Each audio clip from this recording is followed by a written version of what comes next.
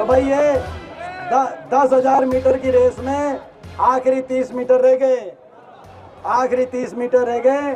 आखिरी 30 मीटर में भाई आपस में मत उलझियो, भाई आपस में मत उलझियो, भाई आपस में मत उलझियो।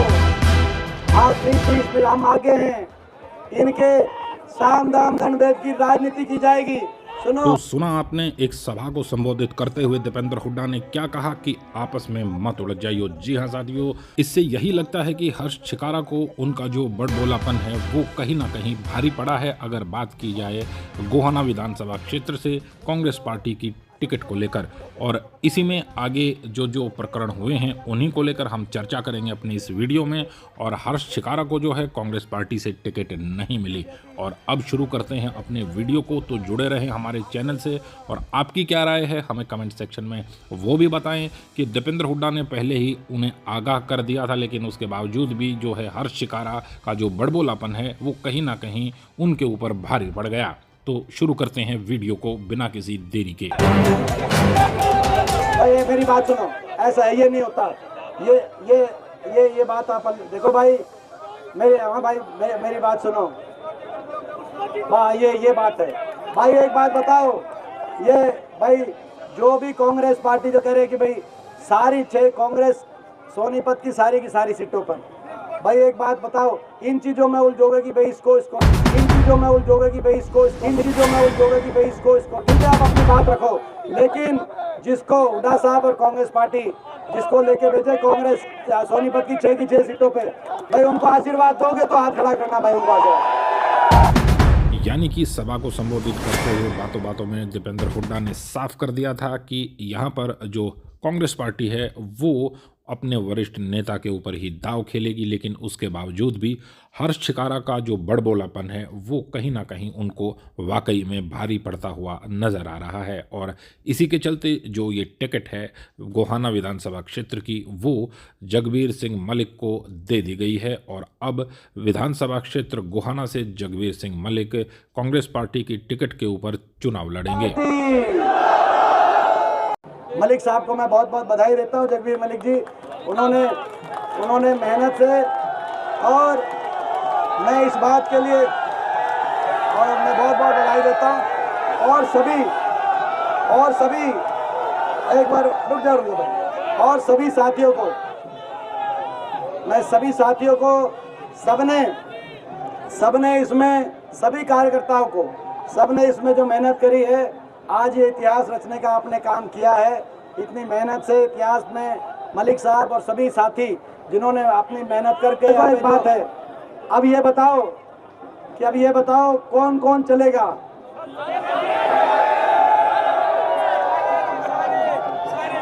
ना कौन साथ चलेगा, नहीं बताओ। तो यहाँ पर दीपेंद्र हुड्डा ने स्पष्ट कर दिया था कि जो कांग्रेस पार्टी है वो केवल और केवल उनके जो कद्दावर नेता हैं उन्हीं के ऊपर भरोसा जता रही है। और इसी के चलते जो है उन्होंने नसीहत भी दी थी कि भाई ऐसे आप ना करें, पार्टी के साथ मिलकर जो है पार्टी को जिताएं, कांग्रेस पार्टी को जिताएं।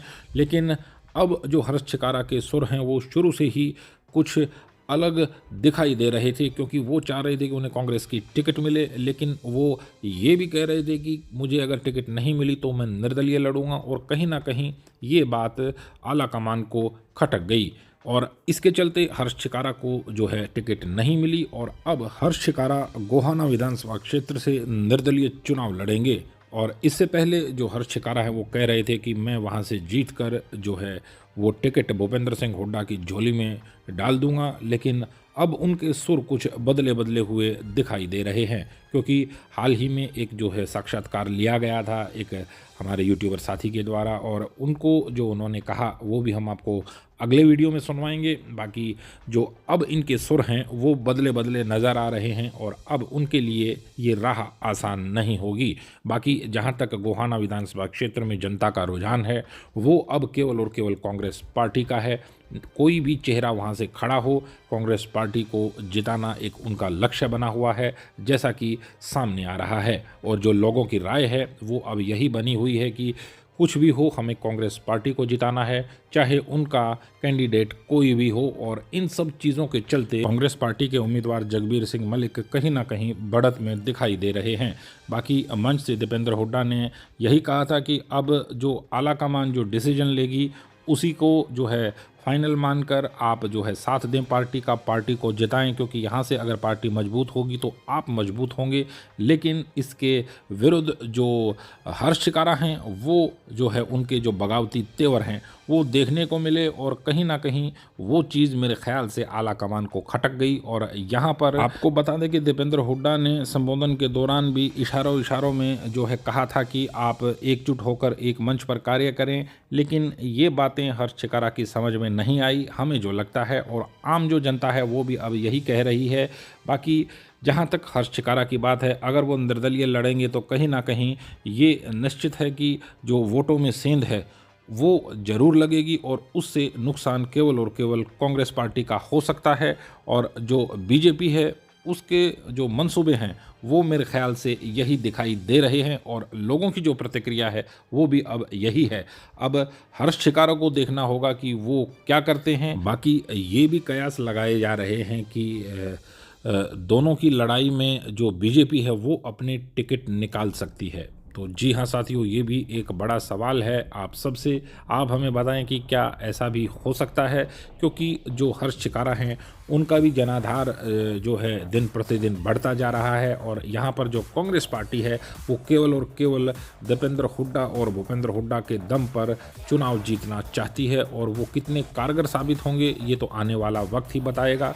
लेकिन जो उनके दौरे चल रहे हैं उनको देखते हुए लग रहा है कि यहाँ पर जो दीपेंद्र हुड्डा है उनकी छवि वाकई में लोगों के दिलों में घर कर गई है। और उसी के चलते लोग अब ये कह रहे हैं कि कांग्रेस पार्टी चाहे किसी को टिकट दे, उनका कैंडिडेट कोई भी हो, वो केवल और केवल पार्टी विशेष को वोट देंगे। और कई जो लोग हैं उन्होंने ये भी कहा कि अगर हर्ष शिकारा को कांग्रेस पार्टी की टिकट मिलती है तो हम हर्ष शिकारा को वोट देंगे, और अगर हर्ष शिकारा निर्दलीय लड़ते हैं तो ये दुर्भाग्य होगा कि हमें जो है कांग्रेस की ही वोट करनी पड़ेगी, क्योंकि जो रुझान है वो कांग्रेस की तरफ हैं और अपनी वोट को हम ख़राब करना नहीं चाहते। और यही कारण है कि यहाँ से जो हर्ष शिकारा हैं वो पिछड़ते हुए दिखाई दे रहे हैं। बाकी ये जो वीडियो है ये आपको कैसा लगा हमें कमेंट सेक्शन में बताएं, और इस सारे प्रकरण को लेकर आपकी क्या राय है वो भी हमें बताएं कि यहाँ पर हर्ष शिकारा को बैठ जाना चाहिए और कांग्रेस पार्टी को सपोर्ट करना चाहिए। क्योंकि यहाँ पर ये कहना भी गलत नहीं होगा कि कभी दोनों की लड़ाई में जो तीसरा है यानी कि जो बीजेपी है वो क्लियर कट जो है अपनी ये सीट निकाल ले, और एक बार फिर से जो डॉक्टर अरविंद शर्मा हैं वो यहाँ से विजयी हो जाएं बीजेपी की सीट पर।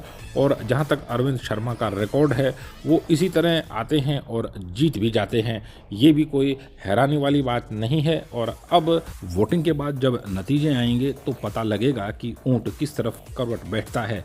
बाकी जहाँ तक हर्ष शिकारा की बात है, अब ये भी जो है मीम आ गई हैं और कहा भी जा रहा है, लोग फनी वे में कह रहे हैं कि इसको अब हरियाणा रोडवेज़ की जो है वो टिकट दे देनी चाहिए, यानी कि हर्ष शिकारा जो है हरियाणा रोडवेज़ की टिकट ले लें। इस तरह के जो कमेंट्स हैं वो हमारे एक वीडियो के ऊपर पहले किए थे कुछ ने, तो वो हमने इसमें कहा है। बाकी देखना ये होगा कि अब जो हर्ष शिकारा हैं वो निर्दलीय लड़कर क्या वहाँ से जीत दर्ज कर पाएंगे। तो साथियों कमेंट सेक्शन में अपनी राय ज़रूर दें। आपसे जल्द मुलाकात होगी किसी नई वीडियो के साथ। Till then take care, be safe, please to like, subscribe, share and comment फिल्मी ताऊ YouTube channel. Have a nice day. जय हिंद।